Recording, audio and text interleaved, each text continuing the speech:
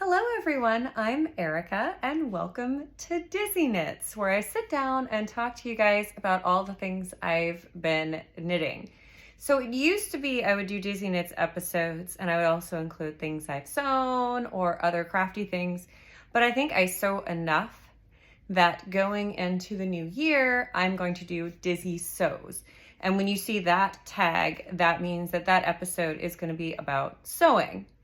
I'm still going to be doing hair content, although I don't have very much hair, but I have some ideas on how to get around that going into the new year. So let's talk about knitting. Let's say hello to a cat who's trying to knock over the tripod. This is Jasper. He's over a year old now. He's a big boy, and he's a very good boy. And I don't think you guys have seen him. Maybe not ever, maybe in a while. Can't remember. Anyway, he's going to hang out back there. I hope that you guys had a good holiday weekend if you celebrated, or just a good weekend. It's warmer today than it has been. It's been nice. It's like, I know parts of the country are still really cold, but it's been pretty nice here for us, although very rainy. So I've got two finished things to show you. The first one is a item that I don't have anymore. It was a Christmas present from my mother-in-law. So it's the pair of socks that I had showed you guys that I had started that were made from hobby yarn. I will put a photo of the finished socks right here, and I think I even did a little video.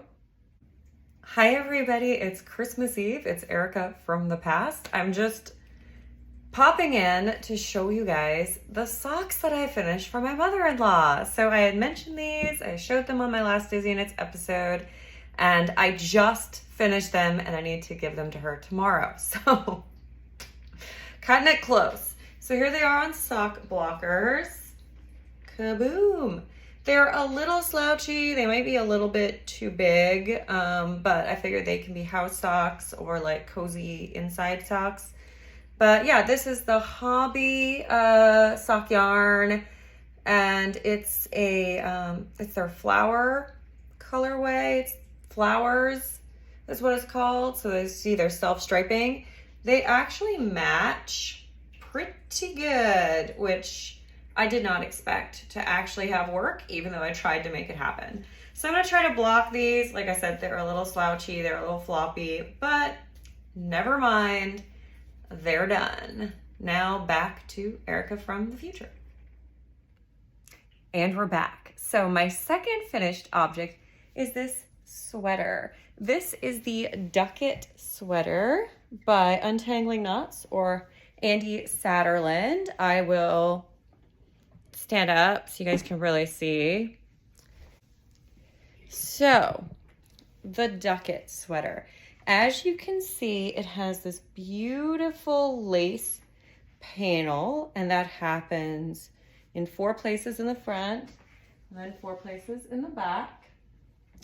It has a rather unusual neckline. So the neckline is designed to be this sort of V, so I could actually button it up even more. But as you can see, it sort of splits in the front. I think that it looks better where I had it, where it was a little bit more open. And then it has long sleeves. I'm not sure about a couple things on this sweater, but first let me show you the buttons. Aren't these beautiful? These are little flower buttons I got from Etsy. The yarn is Cascade 220 Superwash in the Mystery colorway, which has sort of a grayish purple brown with a little bit of flecks of red and some blue. So it's a really interesting kind of tweed effect. I'm not sure how I feel about the neck. As you can see, even after blocking, it kind of wants to curl in. I have a brown grosgrain ribbon on the back to support my buttons. It's a cropped sweater, and I adjusted it a little bit so it's even shorter so that it is my perfect sweater length, which is about 18 inches from shoulder to waist. Actually, it's 17.5. That's right, 17.5 inches. I knit my sleeves 3 times, and it's no fault of the pattern. I'm just struggling with sleeves right now. I don't know why. So they feel a little baggy and bulky, and then I did a quick decrease to get my cuff tight. I like some room in a sleeve. Often when I make clothing, I have to do like a full bicep adjustment. So I left these a little bit baggy, but I'm just not 100% sure of the shape of it. However, I do really like the sweater. And the more I wear it, the more I kind of like it. I'm wearing it with this dark blue ribbed t-shirt. That's a Henley. And then this Heartlight skirt from Pattern Emporium, which is just a plain knit skirt with a yoga waistband. So very comfortable. I'm bopping things. Here we go. Here's the lighting again.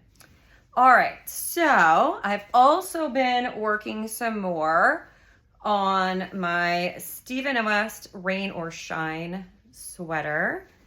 I think I showed you guys this big pile of blue colored yarn that I'm working from Stash.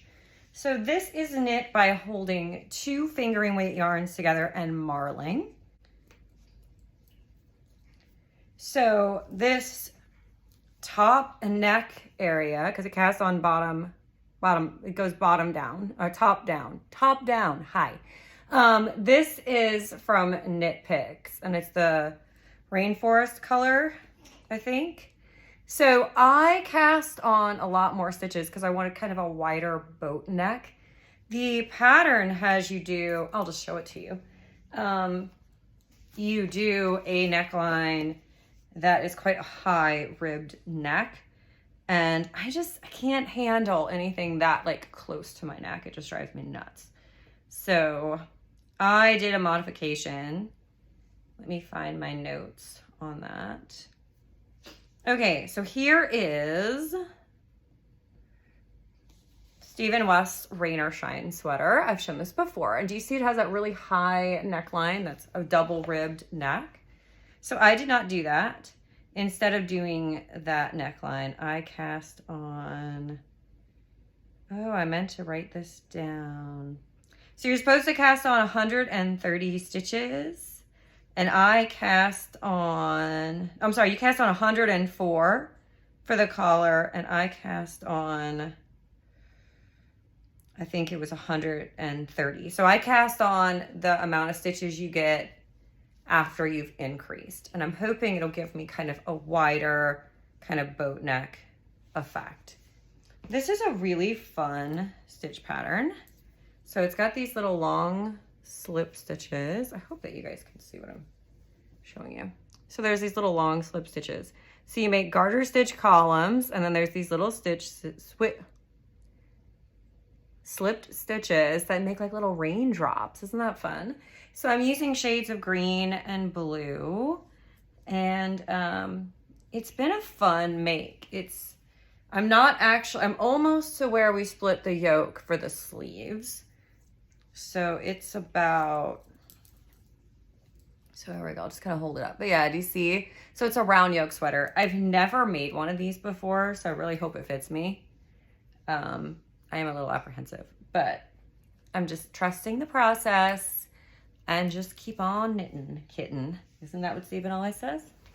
So the next thing is I am participating in more Stephen West, the hiberknitalong. This is the 3rd year in a row they've done this. So Stephen releases an ebook with a bunch of different patterns, and the idea is that you like stay home and knit all winter until it gets warm again, and basically cover yourself in knitted garments. So what everyone is working on for the cast on, we all cast on the day after Christmas. Some people have already finished the shawl because it's been out for a while. But it is the Aurora cabin shawl. That's the finished pattern. It's not a mystery cowl, so you know what you're getting into. And I will show you my colors. So this is one of my Christmas presents, was this yarn to make this shawl. And it is so pretty. So here is how far I got yesterday. I can show it to you without making a tangly mess, because you are using 5 colors kind of at once. Okay, so here we go. This is the start. Isn't that fun? It's so much fun. So let me show you my 5 colors. So these are all a yarn kit from Forgotten Fiber, who is on Etsy. This is their Dreamy Sock Base. You get 435 yards of fingering weight yarn. It's 80% merino, 10% cashmere, and 10% nylon. So it's the soft stuff, guys. And that is the Forgotten Fibers tag. Here we go, Forgotten Fibers. Let me grab the dropped yarn. Oh my goodness. Okay. Here we go. All right, so I rolled the ball on my ball winder, and then I am just putting my tag inside the ball so I know what the yarn is. So this one is Granny Smith, and it's this beautiful spicy green. And then we've got, this one's called Turquoise, and it's turquoise. It's so pretty. And look, like, oh, love. And then we've got, what is this one called? This is Mixed Berries, which is this spectacular magenta color. And we've got Hibiscus, which is the sweetest pink. Isn't it just delicious? And then we've got, last but not least, this deep sort of blue violet. And this is called Vivid. Excuse me, guys.